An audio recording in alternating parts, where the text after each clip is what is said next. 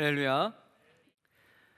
최근 주변에서 여러분 가장 많이 듣고 있는 용어들이 어떠한 것들입니까? 팬데믹, 포스트 코로나, 코로나 블루, 언택트, 뉴 노멀. 이전에는 한 번도 들어보지 못한 이 신조어들로 난무한 세상이 저와 여러분이 살아가고 있는 2020년 8월의 현재 모습입니다. 그야말로 우리는 한 번도 경험해 보지 못한 시대를 살아가고 있습니다. 그도 그럴 것이 과학 문명이 아무리 발달했어도 우리 삶의 기본적 베이스는 컨택트 사회였기 때문입니다. 함께 만나서 차를 마시고 또 함께 모여 취미 생활을 공유하고, 중요한 일은 아무리 전화와 메신저가 있어도 얼굴과 얼굴을 맞대고 논의하던 삶의 모습이었습니다. 그러나 코로나 바이러스로 인하여서 그 모든 우리의 일상생활이 멈추게 되었고 언택트 사회로 진입하게 되었습니다. 비대면 사회가 시작이 된 것이죠. 교육, 회의, 회사 근무, 의료, 쇼핑, 여행, 결혼, 심지어 장래도 언택트의 영역으로 변하여 모든 것이 낯선 세상이 되었습니다.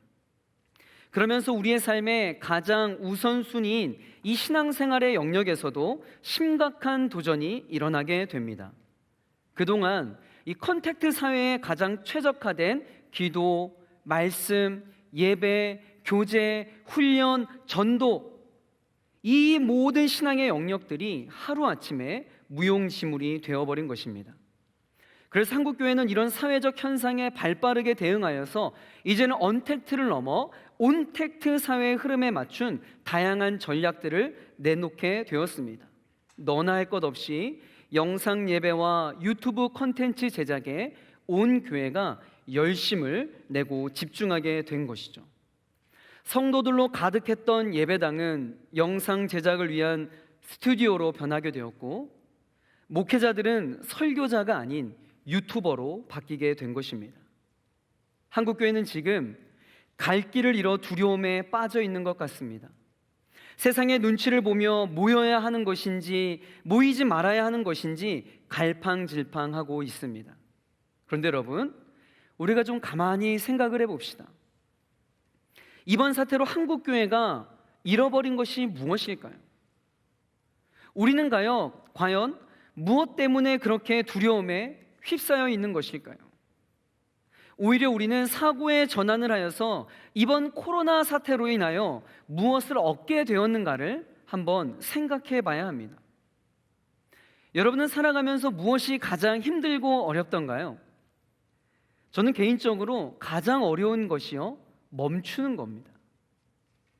새로운 것을 시작하고 새로운 사역을 만들어내고 그것을 위해 달려나가는 것은 차라리 쉬운 일입니다.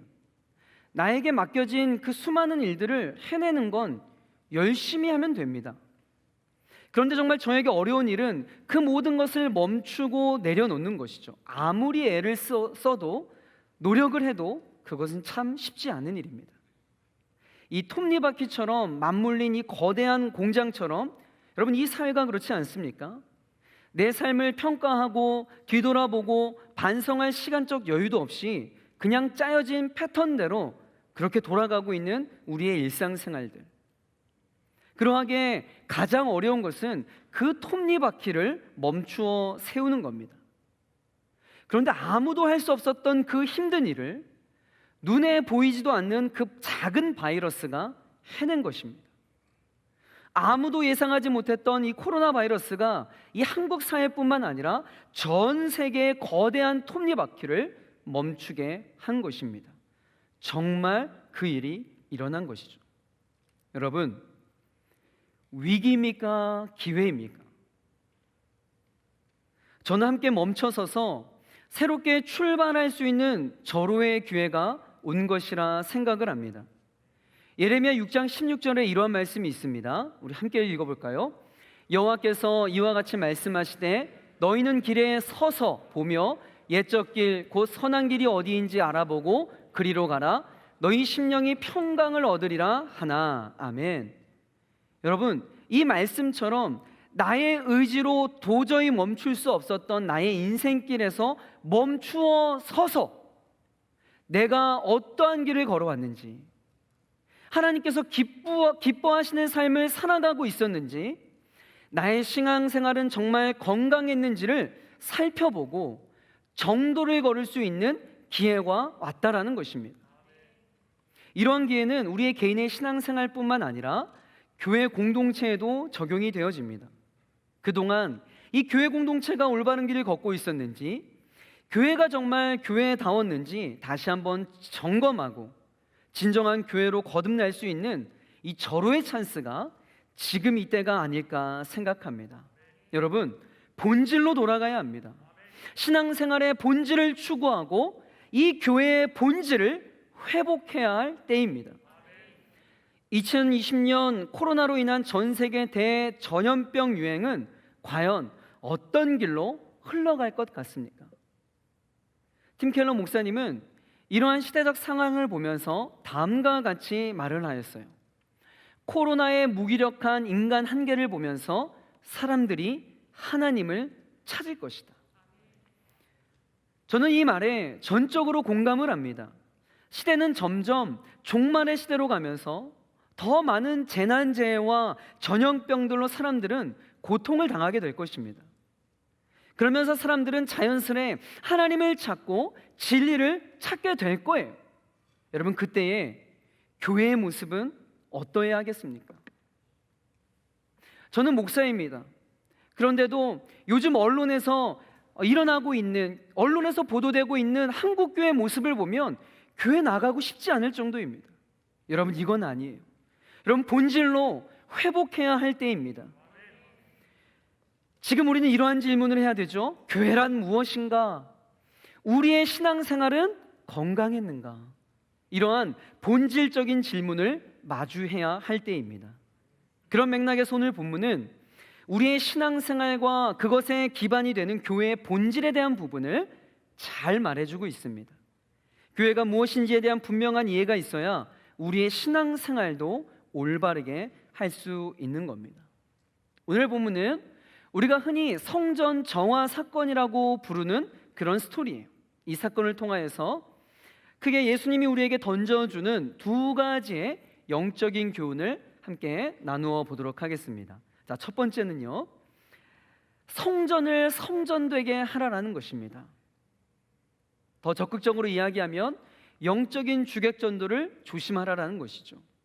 자, 이야기가 무엇이냐면 먼저 우리가 요한복음 2장의 배경을 살펴보도록 하겠습니다. 자, 오늘 배경을 2장 13절에 이렇게 말씀을 하고 있어요. 함께 읽습니다. 유대인의 유월절이 가까운지라 예수께서 예루살렘으로 올라가셨더니. 아멘. 잘 아는 것처럼 유월절은 유대인의 절기 중에 있어 가장 중요한 절기고 기념일입니다. 미국 사람들이 독립기념일을 가장 큰 절기로 생각하는 것처럼 유대인들에게 유월절은 해방절이라 할 수 있기 때문에 가장 큰 의미를 두었던 거예요. 그래서 유월절이 되면 예루살렘으로부터 약 30km 이내에 있는 유대인들은 누구나 예루살렘 성전에 올라와서 하나님께 제사를 드리도록 되어 있습니다.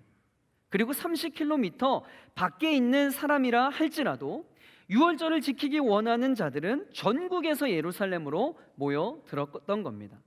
뿐만 아니라 전 세계 도처에 흩어져 있는 이 디아스포라 유대인들까지 합쳐 예루살렘은 정말 이 문정성시를 이루었다고 합니다. 당시 기록에 보면 이 예루살렘 평소의 인구가 10만 명에서 한 15만 명 정도가 되었다고 해요. 그런데 유월절과 같은 대절기가 되면 적어도 50만 명, 또 어떤 역사의 기록에 보면 최대 220만 명을 넘은 경우도 있다라고 합니다. 규모가 엄청났다라는 것이죠. 그러니까 쉽게 말해서 우리나라의 벚꽃 시즌이 되면 여의도나 진해와 같은 유명 명소에 이 전국 각지의 사람들이 모여들었던, 엄청난 인파가 모여들었던 그 장면을 생각하면 정확한 이해라 할 수 있을 것 같습니다. 자, 유대인이었던 예수님도 유월절을 맞아 예루살렘에 올라가셨어요. 그런데 그 예루살렘에서 예수님이 무엇을 목격합니까? 14절에 이것을 목격합니다. 자, 함께 읽을게요. 성전 안에서 소와 양과 비둘기 파는 사람들과 돈 바꾸는 사람들이 앉아 있는 것을 보시고, 자, 예수님께서 성전에 가셨는데요, 소와 양과 비둘기 파는 사람들을 맞닥뜨리게 된 것입니다. 여러분, 이 사람들의 정체가 무엇일까요? 많은 사람들이 예루살렘에 모여든 것은 유월절을 맞이하여 제사를 드리기 위함이라고 했습니다. 제사를 드리려면 여러분 무엇이 필요하겠어요? 제물이 필요합니다. 예루살렘 근처에 사는 사람들이야 자신의 집에서 건강하고 이 흠없는 제물들을 직접 끌고 와서 제사를 드리면 되는데, 예루살렘에서 멀리 떨어진 지방에서 오는 이 많은 유대인들은 몇 날 며칠을 걸어와야만 했습니다. 그때 가난한 사람들은 비둘기를 왔을 테이고, 좀 넉넉한 사람들은 양이나 염소 아니면 소를 끌고 왔겠죠. 여러분, 한번 생각해 봅시다. 먼 지방에서 자신의 몸도 이끌고 오기 힘들 텐데 제물로 드릴 이 동물까지 그 끌고 오는 일은 여러분 여간 어려운 일이 아니었을 거예요. 그리고 설령 그 짐승을 예루살렘까지 왔다고 하여도, 데리고 왔다 하더라도 이동 과정에서 짐승들이 다치거나 또 상하거나 이렇게 되어지면 제사에 사용될 제물로서의 이 가치가 떨어질 수밖에 없기 때문에 그들을 배려해서 성전 근처에서 제물로 드릴 짐승을 팔았던 것입니다. 여러분, 이것 자체가 나쁜 일이라고 할 수 없어요. 어떻게 보면 예루살렘에서 제사를 하러 오는 수많은 사람들을 위한 이 정말 배려였고, 그들이 하나님 앞에 온전한 또 제대로 제사하도록 도우려고 했던 좋은 제도였습니다.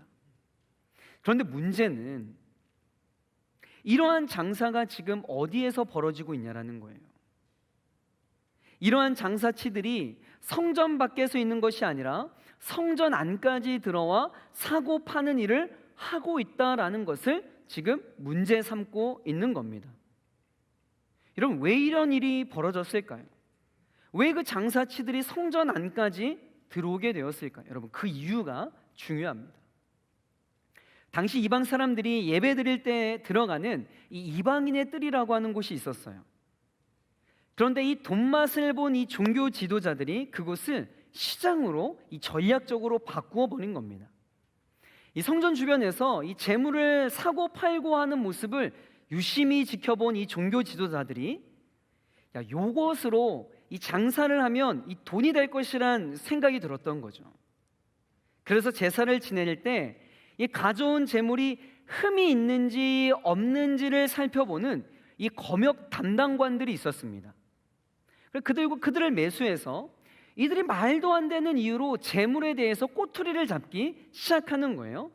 보니까 막 털에 윤기가 없다는 둥, 소가 눈이 충혈되었다는 둥, 갑자기 이 소가 좀 전에 나를 기분 나쁘게 쳐다봤다는 둥, 말도 안 되는 그런 이유로 이 재물에 불합격을 주는 겁니다. 그래서 그 대신 이 비싼 값에 성전 안에서 파는 짐승을 사게 만들었던 것이죠. 실제로 당시 기록을 보면 성전 밖에서 파는 짐승들은 비교적 성전 안에서 파는 그 짐승에 비해서 많이 쌌다라고 이야기를 해요. 어떤 때는요, 밖에서 사는 값의 16배를 받아먹기도 했다고 합니다. 완전 도둑놈이죠. 얼마나 잔인한 착취입니까? 그런데 더 나쁜 건 뭔지 아세요? 성전 시장에서 산 짐승이면 하자가 있어도 눈 감아주고 통과를 시키는데, 성전 시장이 아닌 바깥 시장에서 산 짐승은 건강해도요, 여지없이 꼬투리를 잡아서 불합격 판정을 내리는 겁니다. 돈맛을 한 종교 지도자들은 이것으로 만족할 리 없었어요. 종교 사업을 더 확장합니다. 그 당시 성전 안에 들어가려면 성전세를 내야 했습니다. 그런데 성전세는 지금 이 시대로 말하면 달러, 위안, 엔화, 유로화로 받지를 않는 거예요. 성전 안에서만 사용할 수 있는 화폐를 만들었는데 그게 바로 세겔이라고 하는 화폐입니다. 그래서 종교 지도자들이 무엇을 운영하냐면요, 환전소를 운영하는 거죠. 여러분 경험해 보셨을 거예요. 비행기를 타고 동남아 같은 곳에 공항에 내리면 제일 먼저 여러분들을 환영하고 반기는 사람들이 있습니다. 누구세요? 환전소 직원분들이에요.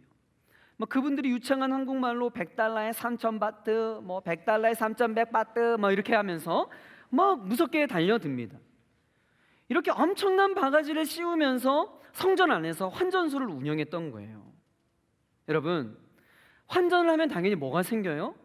환차가 생기는 겁니다. 근데 말도 안 되는 환율을 적용하니까 거기에 생겨난 이익이요, 엄청났던 거예요. 이런 종교적 기득권을 가지고 수익을 창출하는 이 거대한 이 자본주의 메커니즘이 광범위하게 성전 안에서 펼쳐지고 있었던 거예요. 그것을 지금 예수님이 보고 계신 겁니다. 탐욕과 이기심에 온 정신이 팔린 이 종교 지도자들에 의해 고통당하고 있는 이 가축의 울음소리와 환전소에서 돈 바꾸는 짤랑거리는 소리로 가득한 탐욕과 욕망의 소음이 지배하고 있는 그 현장을 지금 예수님의 두 눈으로 바라보고 계신 겁니다. 이처럼 예배를 드려야 될 거룩한 곳이 욕심을 채우는 시장 바닥으로 바뀌어버린 거예요. 처음에는 하나님만 예배했던 그 성전이 시간이 지나자 하나님을 예배하는 것이 아니라 하나님을 예배하기 위한 수단들이 그들의 예배의 대상으로 변질되어 버린 것입니다. 예배를 드리기 위하여 존재하는 제물과 성전세와 같은 것들이 이제는 그들이 숭배하고 집착하고 주목하는 예배의 대상이 되어버렸던 것입니다. 여러분, 이러한 영적인 주객전도가 당시의 예루살렘 성전에만 있었을까요? 아니요. 지금도 우리가 예배하는 이곳에서 그와 같은 동일한 일들이 일어날 수 있다라는 겁니다. 우리가 예배를 드리는 이 공간 자체가, 이 편안한 이 공간 자체가 주목이 된다면, 우리가 드리는 찬양의 멜로디와 화려한 악기의 합주가 드러난다면, 현장감 있는 예배를 위한 음향과 조명 시스템에 우리의 마음을 빼앗긴다면, 우리 역시 예배를 예배하는 엄청난 모순이 일어나게 된다라는 것입니다. 예배 그 자체가 집중이 되어야 하는데 예배의 형식과 절차와 종교적인 시스템이 중요시되다 보면 하나님을 놓쳐버린, 하나님은 온데간데 없는 속빈 강정과 같은 예배를 드리게 된다라는 겁니다. 오늘 본문에서도 확인할 수 있지만 제물로 드릴 짐승, 여러분 필요해요. 사고 파는 일 충분히 필요했습니다. 환전요? 필요하죠. 그런데 마지막에서는 성전에서 그것만 남게 된 거예요.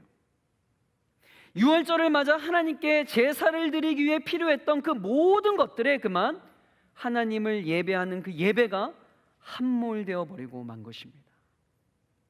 여러분, 영적인 주객전도, 그럼 이건 아주 중요한 이야기입니다. 같은 맥락에서 누가복음 17장에 보면 예수님께서 노아 당시의 사람들이 하나님의 종말 심판에 대해서는 무관심하였음을 강조하고 있는데, 여러분 뭐라고 표현하고 있는지 아세요? 함께 좀 읽어볼까요? 자, 시작. 노아가 방주에 들어가던 날까지 사람들이 먹고 마시고 장가들고 시집가더니 홍수가 나서 그들을 다 멸망시켰으며. 여러분, 먹고 마시고 시집가고 장가드는 거, 여러분 이게 죄입니까? 여러분 뭐가 문제예요? 이러한 모든 것은 우리의 소중한 일상생활들입니다. 그것만으로도 정말 소중한 가치가 있는 일들이에요. 그런데 문제는 여기서 지적하고 있는 것은 우리의 인생의 그 일상생활이 전부가 되어버렸다면 여러분 그것은 비참한 일이라는 겁니다. 우리는 우리의 일상에 묻혀버릴 존재가 아니라 그 일상, 소중하지만 그 소중한 일상을 뛰어넘어 하나님을 예배하는 존재임을 기억해야 한다는 것입니다. 여러분, 우리가 무엇 때문에 이 땅에 존재하고 우리가 누구를 예배해야 하는지 절대로 잊어서 안 된다는 겁니다. 그것은 다른 그 어떤 것으로도 대체될 수 없다는 것이죠. 여러분 명심하세요. 우리 인생에, 우리 신앙생활에 주가 무엇이고 계기 무엇인지 여러분 절대 혼돈해서는 안 된다라는 것입니다. 그래서 예수님이 성전 안에서 이 영적인 주객전도가 되어 그런 한심한 짓을 하고 있는 그들을 향해 의미 있는 퍼포먼스를 하세요. 자, 2장 15절 여러분 잘 아는 말씀이죠. 함께 읽어보겠습니다. 시작. 노끈으로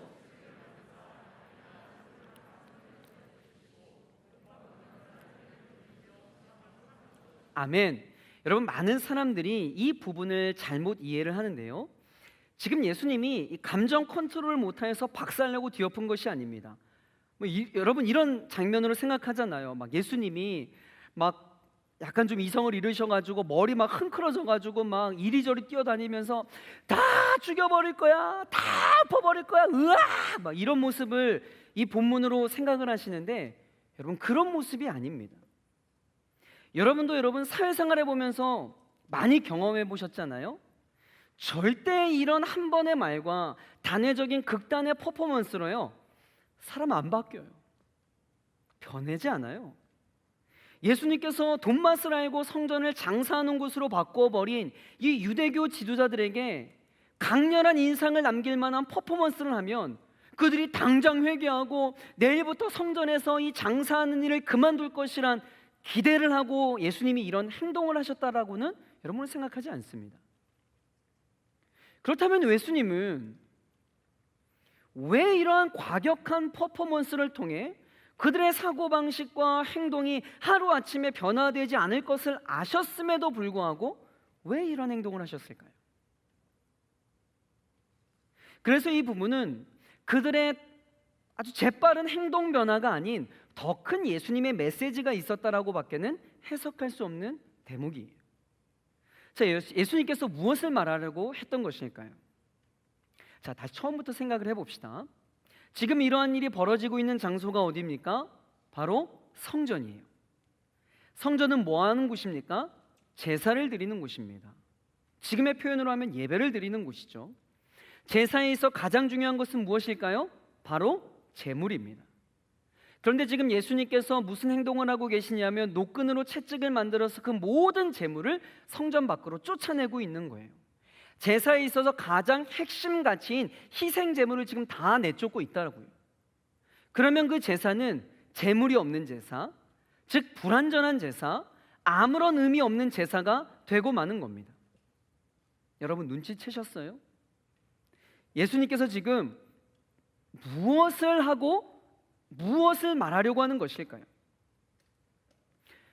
지금 너희들의 유대 종교가 이와 같다라는 겁니다. 종교적 형식은 있고 종교적 색채는 남아있고 절기를 지키기 위해 수많은 사람들이 성전에 모여 있지만 빈 껍데기만 남아있는 아무짝에 쓸모없는 그런 제사를 드리고 있다.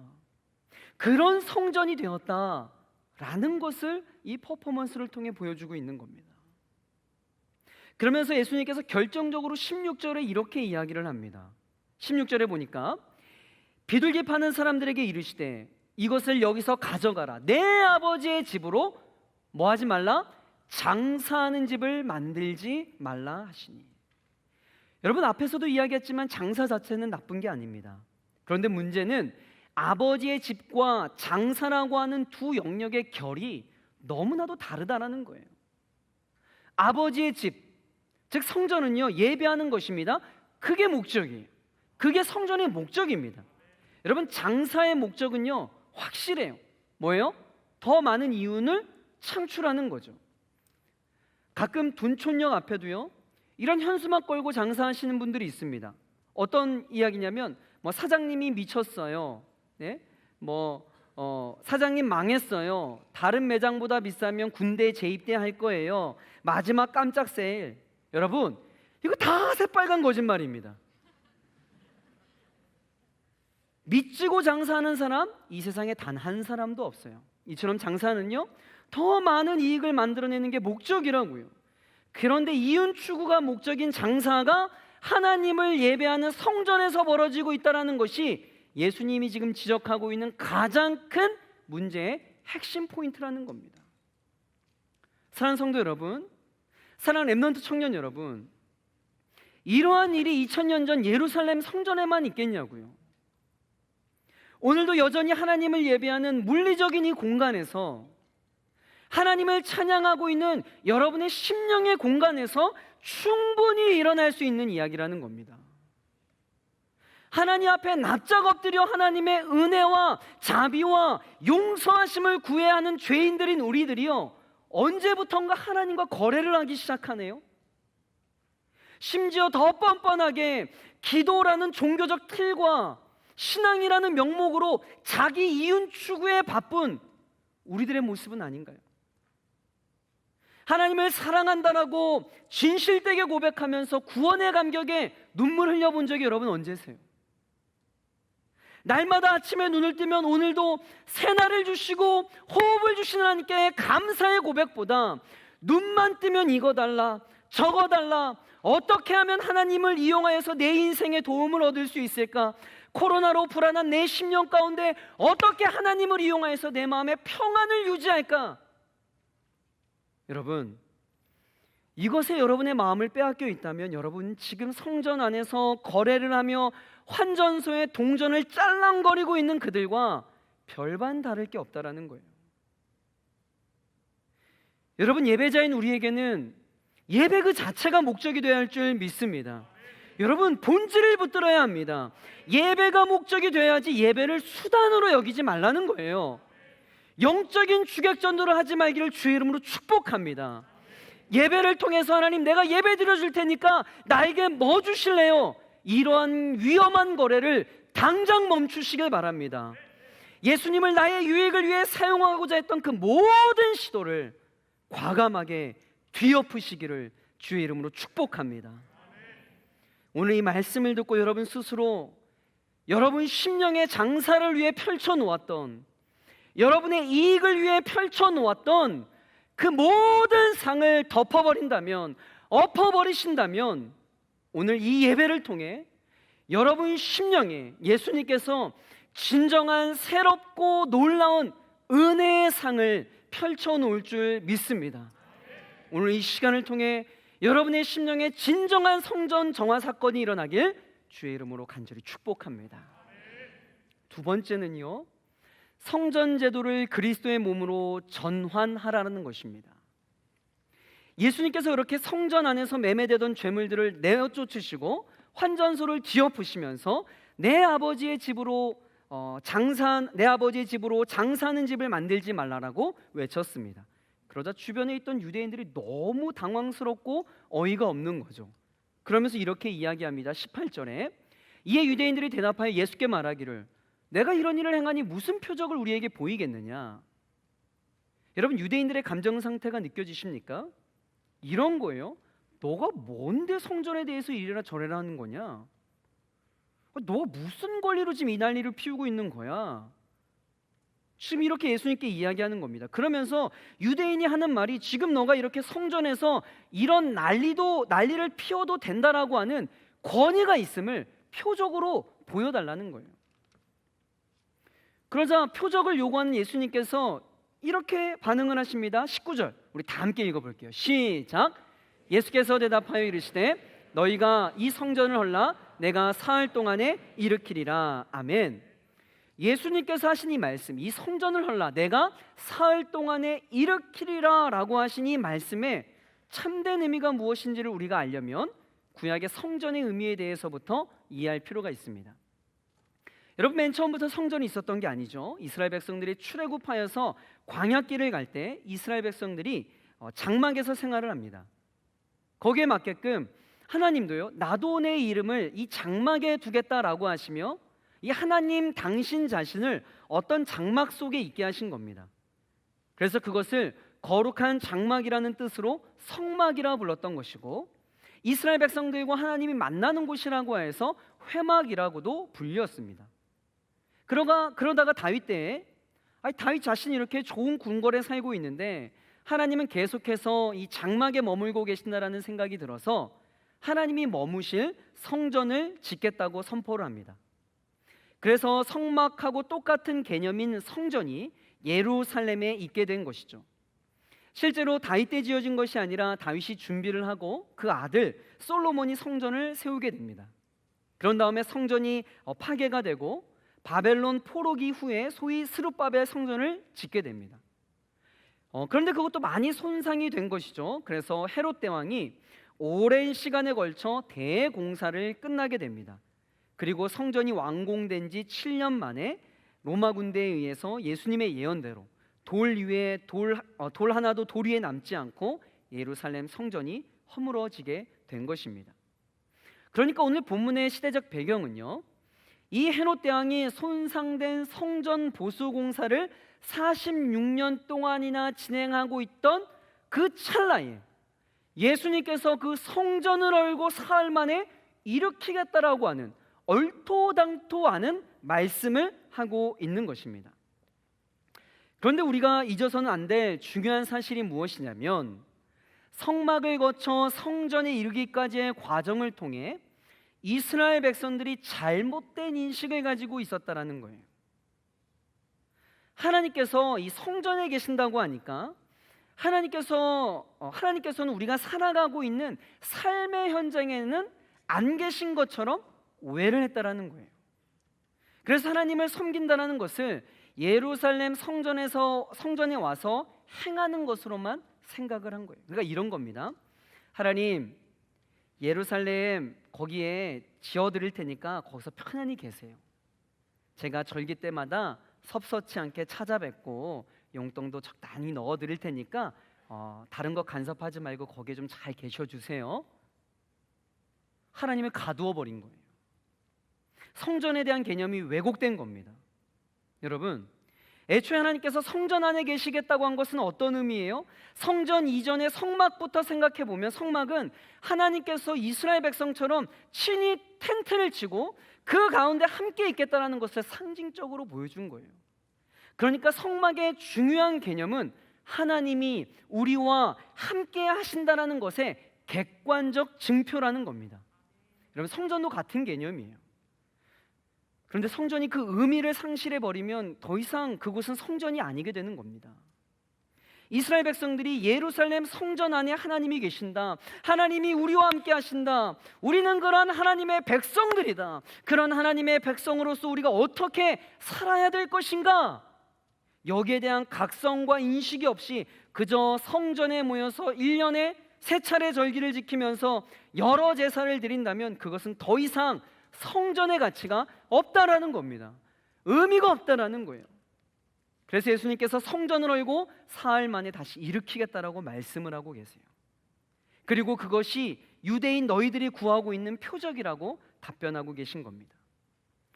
이 수수께끼와 같은 말을 들은 현장의 모든 사람들은 그 의미를 전혀 몰랐어요. 그런데 나중에 예수님께서 죽었다가 다시 살아난 이후의 제자들은 비로소 그 의미를 깨닫게 되었다라고 본문은 이야기합니다. 자, 22절인데요. 함께 읽습니다. 시작. 죽은 자 가운데서 성경과 예수께서 하신 말씀을 믿었더라. 아멘. 그렇다면 예수님의 부활 이후에 제자들이 깨닫게 된 그 메인 포인트가 뭐예요? 21절에 그러나 예수는 성전된 자기 육체를 가리켜 말씀하신 것이라 라고 이야기합니다. 이 성전을 헐라고 했을 때 예수님께서는 헤롯 대왕이 지금 보수하고 있는 그 건물을 이야기하는 것이 아니라 예수님 자신이 곧 성전이었음을 깨닫게 되었다라는 것이죠. 예수님께서 지금 성전에 대한 개념 변화의 대변혁을 말씀하고 계신 거예요. 그 당시까지의 사람들은 모두 다 그 건물 안에 하나님이 계신다라고 생각해서 그 건물이 성전인 줄 알았는데 예수님은 지금 그 건물이 성전이 아니라 내가 바로 성전이다, 이를테면 이 성전에 대한 이 코페르니쿠스적 전환을 선포하고 있는 순간인 겁니다. 여러분, 성막과 성전에 내포된 가장 중요한 개념이 무엇이라고 했습니까? 하나님이 우리와 함께 하신다라는 객관적 증표라고 했습니다. 그런데 이스라엘 사람들이 쓰던 말 중에 여러분 임마누엘이라고 하는 말이 있습니다. 여러분, 임마누엘이란 말이 뜻이 무엇이죠? 네? 임마누엘, 하나님이 나와 함께 하신다. 이사야 선지자를 통해 예언된 말씀이 마태복음 1장 23절에 나옵니다. 자, 함께 읽어볼게요. 시작. 보라, 처녀가 잉태하여 아들을 낳을 것이요 그의 이름은 임마누엘이라 하리라 하셨으니 이를 번역한즉 하나님이 우리와 함께 계시다 함이라. 아멘. 여러분, 이사야의 예언을 쫓아 그 탄생이 예고된 한 아이의 이름, 우리를 죄에서 구원할 그 메시아가 누구예요? 우리와 함께 하시겠다라고 한 그분이 누구이십니까? 하나님께서 인성을 취하셔서 우리 가운데 오신 예수 그리스도이십니다. 그렇기 때문에 예수님께서는 이 땅에 오신 이후에는 더 이상 우리와 함께 하심을 어떤 건물로 보여줄 필요가 없게 되었다라는 거예요. 따라서 예수 그리스도를 십자가에 못 박아 죽이는 것이 사실은 성전을 무너뜨리는 것이라 할 수 있는 겁니다. 실제로 사람들이 그 성전을 무너뜨렸어요. 예수 그리스도를 골고다 언덕에서 십자가에 못 박여 죽였습니다. 그러나 하나님께서는 다시 세우셨어요. 예수님은 3일 만에 다시 부활하셔서 이 성전을 헐라 내가 사흘 동안에 일으키리라 라고 하신 말씀을 성취하셨다라는 겁니다. 그리고 이제는 성령 하나님께서 우리 가운데 계시게 되므로 하나님이 우리 안에 거하시는 저와 여러분이 이 시대의 성전이 되는 것을 믿으시길 바랍니다. 그렇기 때문에 오른교회 비전센터가 교회가 아니라 예수님을 진심으로 믿는 우리들인 그리스도의 공동체가 성전이요 교회인 줄 믿습니다. 이런 맥락에서 본다면 성전 제도를 그리스도의 몸으로 전환하라고 하는 예수님의 이 말씀은요, 우리의 큰 영적인 도전을 준다라는 거예요. 주님의 몸된 성전이신 여러분, 성전이신 여러분이 이제 여러분 마음대로 살 수 있는 존재가 아닙니다. 여러분이 더 이상 성전의 의미와 상관없이 살면 안 되는 자들이에요. 우리의 모습 속에 정말 성전다운 모습이 있어야 되는 것이죠. 그래서 하나님이 이 가운데 계시겠다고 한 그 의미가 세상 속에서 선명하게 저와 여러분을 통해 드러나야 되는 것입니다. 사랑하는 성도 여러분, 사랑하는 렘넌트 청년 여러분, 우리 청년 공동체를 향하여 주님께서는 교회라고 말씀하십니다. 그리고 그 모임 가운데 하나님이 함께 계신다라고 말씀을 하십니다. 이것은 단순히 우리가 함께 모여 예배할 때, 소그룹 모임을 할 때, 영적인 교제를 나눌 때에만 해당되는 것이 아니에요. 우리가 오륜 이 비전센터에 모여 있을 때나 소그룹 모임을 할 때나 각자 집에 흩어 있을 때나 여러분의 직장 생활 속에서나 캠퍼스 생활 속에 있을 때 모두 다 해당되어지는 말씀입니다. 그렇기 때문에 그런 맥락에서 이런 얘기가 나오는 거예요. 여러분은 여러분의 모든 삶이 예배가 되어야 하는 것입니다. 동일한 관점에서 사도 바울이 이렇게 권면을 해요. 자, 함께 읽어보겠습니다. 시작. 너희 몸은 너희가 하나님께로부터 받은 바 너희 가운데 계신 너희는 너희 자신의 것이 아니라 값으로 산 것이 되었으니 그런즉 너희 몸으로 하나님께 영광을 돌리라. 아멘. 우리가 성년의 전이기 때문에 하나님께 마땅히 영광을 돌리는 삶을 살아야 될 줄 믿습니다. 여러분, 그렇기 때문에 우리 자신은 날마다 이것을 점검해야 합니다. 나는 과연 성전다운 삶을 살아가고 있는가? 우리 공동체는 정말 하나님이 함께하고 계심을 드러내는 공동체인가? 여러분, 이것과 함께 우리가 중요하게 생각해야 될 것이 있습니다. 여러분, 공동체인 교회인, 그리고 교회인 여러분들이 여러분의 삶 속에서 성전답게 살아가지 못하고 있는데 그러한 우리들이 모여있는 이곳이 교회다? 여러분, 얼토당토하는 이야기입니다. 여러분이 여러분의 삶의 영역에서 성전다운 삶을 살아갈 때 성전인 여러분들이 모인 이곳이 진정한 성전이 되는 줄 믿으시길 바랍니다. 그렇기 때문에 여러분, 우리는 이 시대에 이 시기에 진짜 해야 할 일이 있습니다. 그것이 무엇인 줄 아세요? 바로 성전 건축입니다. 오해하지 마세요. 빚내서 또 건물 짓자라는 이야기 아닙니다. 우리 청년 공동체가 그리스도의 공동체답게 잘 세워져 나가는 것, 여러분 각자가 삶의 영역에서 참된 예배자로 살아가는 것, 여러분, 이것이 이 시대의 진정한 성전 건축임을 믿으시길 바랍니다. 이런 말씀을 정리하겠습니다. 코로나 바이러스로 우리의 모든 일상이 멈춰버린 이때 우리가 해야 할 일이 있습니다. 잠시 멈추어 서서 나의 신앙생활을 점검하고 교회의 참된 의미를 회복하는, 본질로 돌아가는 여러분 기회의 시간으로 삼아야 하는 것입니다. 여러분, 성전을 성전되게 해야 합니다. 하나님을 예배하는 성전을 자신의 이익을 얻기에 혈안이 되어 있는 장사하는 집으로 만들어서는 안 됩니다. 하나님을 예배하는 그 자체가 여러분의 인생의 목적이 되길 축복합니다. 교회인 여러분, 일어나시길 바랍니다. 여러분을 부르시고 보내신 삶의 자리에 일어나 참된 교회가 되기를 주의 이름으로 간절히 축복합니다. 우리 함께 영상 보시고 우리 기도의 자리로 나아가도록 하겠습니다. 우리 함께 영상 보겠습니다. The church has often been called a hospital for the sick. And the Western world is more sick than ever before. Not just with COVID-19, but with a pandemic of fear. Likely end up infecting most people in Very the world. concerning. You're concerned? Very. Coronavirus panic shopping. Yet for the first Sunday in history, many church buildings look like this. Virus has church after church canceled Sunday services because of the outbreak. Will be suspended. What does this mean for the church and for the world? If the church is a building, then what happens when they're closed? If it's an event, then what happens when they're cancelled? And how do we respond in a world that has never looked so shaken? But could this actually be the church's finest hour? To be what the Bible calls us to be? Because the church isn't a building, and it's not an event.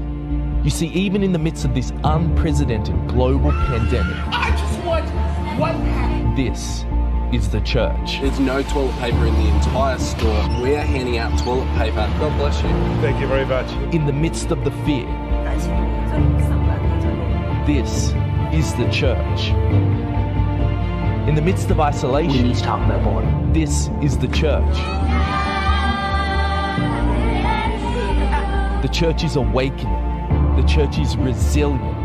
The church is adapting and discovering new expressions for the gospel to reach further than ever before. We've got a total lockdown. Our church, we're going to gather over Zoom, and then we're actually going to FaceTime our friends and family and share the gospel. I'm checking to see if my neighbors need supplies or prayer, and I'm also using Facebook to reach out to those that I can't get to. Driving home on street corners. Where fear seems to be crippling, there is a hope in Jesus Christ. Everyone can do this right now. Be the church. In a troubled world that needs Christ, it's time to be his hands and feet. Christians, it's time to be the church.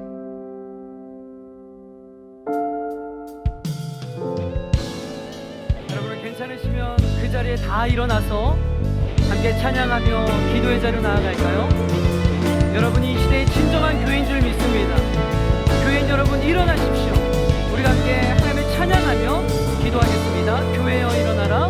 교회여 일어나라. 주께서 부르시니 두려움과 실패 내려놓고 교회여 일어나라. 교회여 일어나라. 주께서 보내신 일 부르신 새 자리에서 교회여 일어나. 우리 세상의 빛 하나님의 편지 주의 교회를 통해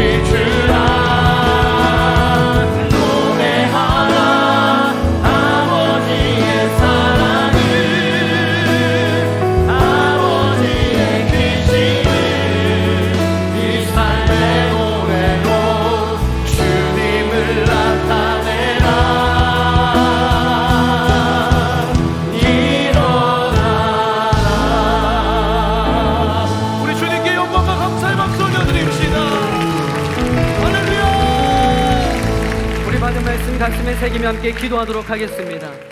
여러분, 오늘 말씀은 우리들에게 큰 도전을 주고 있습니다. 여러분, 교회는 건물이 아닙니다. 여러분이 바로 이 시대의 교회인 줄 믿으시길 바랍니다. 그렇다면 성전된 여러분은 이 땅에서 성전다운 삶을 살아가야 되는 줄 믿으시길 바랍니다. 여러분, 하나님을 예배하는 것이 여러분의 인생의 최대의 목적이 되길 주의 이름으로 축복합니다. 하나님을 이용하고 하나님과 거래를 하려고 하는 그 모든 시도를 멈추시길 바랍니다. 그 모든 상을 기억하시고 하나님께서 베푸실 은혜의 상을 기대하시길 바랍니다. 교회인 여러분, 이 시간 선포하십시다. 하나님, 저를 통하여서 이 세상이 나와 함께 하시는 하나님을 맛보아 누릴 수 있도록 저를 사용하여 주시옵소서. 저를 성전되게 사용하여 주시옵소서. 우리 주님의 이름 한번 부르 축복 기도합니다. 주여, 하나님 아버지, 오늘 성전으로 불러주셔서 감사합니다.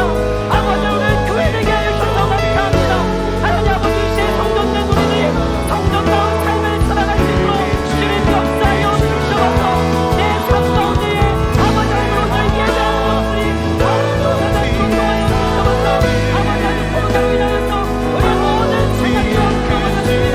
하나님, 이 시대에 우리가 남들과 서서 우리의 삶을 돌아보고 우리의 신앙생활을 성공하고 교회장을 본질을 그것으로 나아갈 수 있도록 주여 우리에게 기회를 하여 주시옵소서. 하나님, 우리 오늘 교회 성장운동처가 아버지 주님의 연대 교회임을 믿습니다. 우리 같이 사랑하는 사람이 주님의 성장을 믿습니다. 오늘 어떤 영역들이 회복되게 하여 주시옵소서. 오늘 어떤 삶의 영역들이 회복되게 하여 주시옵소서. 그들의 무너졌던 것들이 다시금 아버지 하나님과 말미암아 다시금 회복되는 역사로 나가여 주시옵소서. 아버지, 우리 말씀을 통하여서 일어나는 우리가 살아갈 것입니다. 너무너무 예비가 하여 주시고 너무너무 하나님을 바라보며 나아갈 수 있도록 역사하여 주시옵소서. 교회 우리들이 일어나길 원합니다. 교회 우리의 세상에 소망과 희망이 되길 원합니다. 하나님 아버지, 우선 그런 능력에 우리 모든 성령을 주도하여 주시고 이런 아버지 하나님 교회가 되실 수 있도록 주여 하나님께 하여 주시옵소서. 이 시간 결단하고 소망하고 다투고 모든 심령들 살아 하나님 아버지 놀라운 회복의 역사와 사랑의 역사와 그러한 역사가 있하여 주시옵소서. 아버지 하나님, 우리의 삶으로 하나님으로 어떤 예배를 사랑하오니 하나님 아버지, 우리 이 시대의 성전으로 불러주셔서 너무나 감사합니다. 하나님, 우리가 일어나길 원합니다. 하나님, 각자의 자리에서 하나님을 노래하는 참된 예배자가 되어지길 소망합니다. 하나님, 우리 삶에 무너진 영역이 있습니까? 이 시간 나사렛 예수 그리스도의 명하노니 회복될지어다, 살아날지어다. 하나님, 다시금 회복되어지고 리빌딩 되어지는 역사가 일어나게 하여 주시옵소서. 이제는 우리 주 예수 그리스도의 은혜와 하나님의 무한하신 사랑과 성령의 인도하심이 오늘 말씀을 통하여서 우리가 또 내가 하나님의 귀한 성전임을 깨달아 성전다운 삶을 살아가길 결단하는 모든 심령들 머리 위에 지금부터 영원토록 함께 있기를 간절히 축원하옵나이다. 아멘.